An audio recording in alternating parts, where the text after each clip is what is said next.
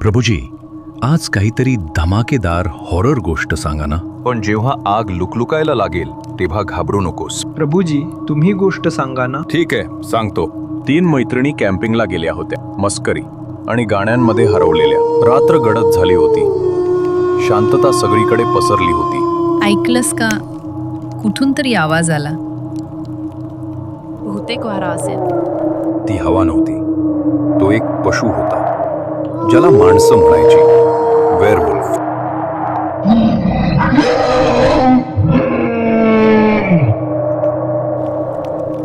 गाईस, कुणीतरी आपल्या जवळच आहे.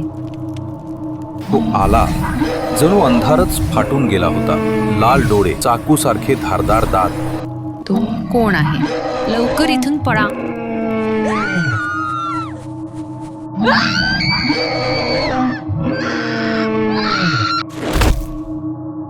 एक किंकाळी घुमली आणि जंगल पुन्हा शांत झालं.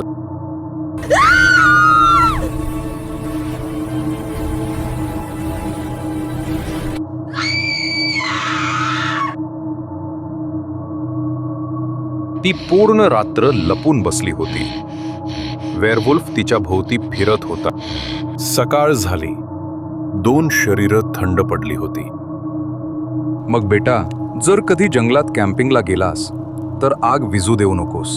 कुठे तो वेअरवुल्फ पुन्हा जागा होईल का कोण जाणे.